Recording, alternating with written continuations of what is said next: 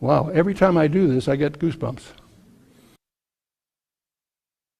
This presentation may prove damaging to the comfort of closely held presuppositions.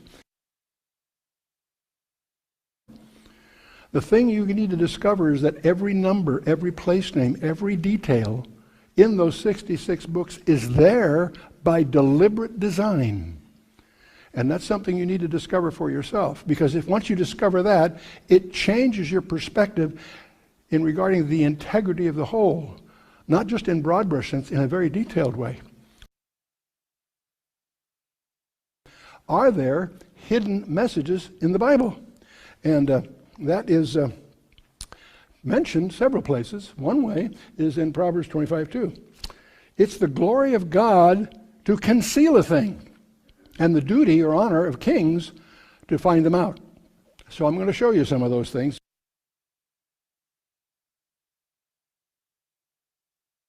Now, Enoch's an interesting guy. We know quite a bit about Enoch, strangely enough.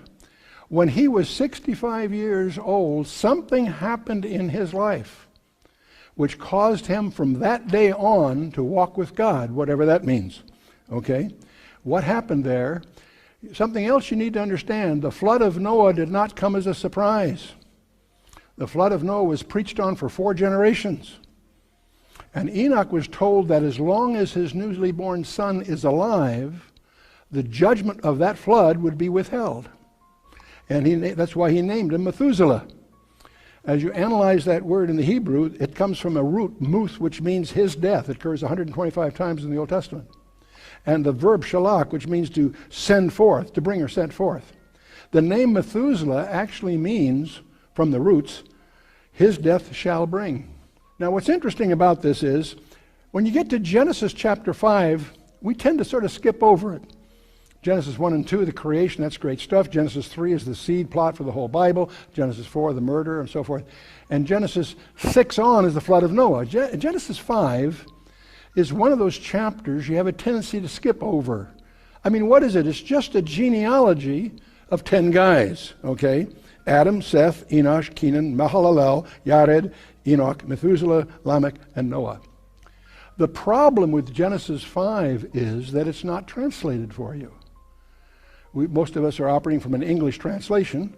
In this case, those names are transliterated. The meaning isn't there. It's an approximation of how they pronounced it. And so we don't know how to deal with it. See, what do names mean? My legal name is Charles. What does that mean? Nobody knows. It's been lost. People have different conjectures, but no one's quite sure. Many of us in this room probably have names that were just given to us by our parents because it appealed to them at the time. It doesn't necessarily carry significance. But in Hebrew, it's a whole other thing. Many of you may not realize that Hebrew is the only language that's sememic, not just phonetic. Most alphabets are phonetic. They lend insight as to how you pronounce a word. Hebrew is unique in that the original Hebrew, the Paleo-Hebrew, symbolized a concept, not just a sound, a meaning.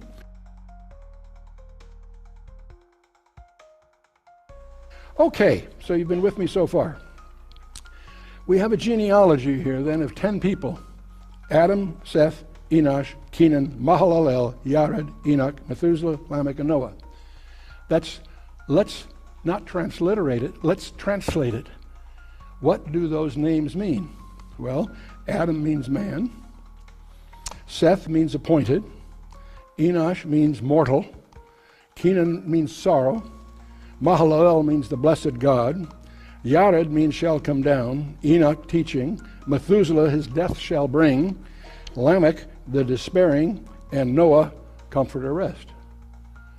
Man's appointed mortal sorrow. But the blessed God shall come down, teaching that his death shall bring. Whose death?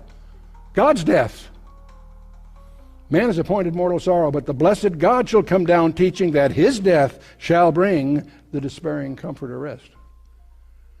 Wow, every time I do this, I get goosebumps. Now, there's no way, this has several implications. There's no way you'll ever convince me that a group of Jewish rabbis conspired to hide a summary of the New Testament Christian gospel in a genealogy In the Torah? No way.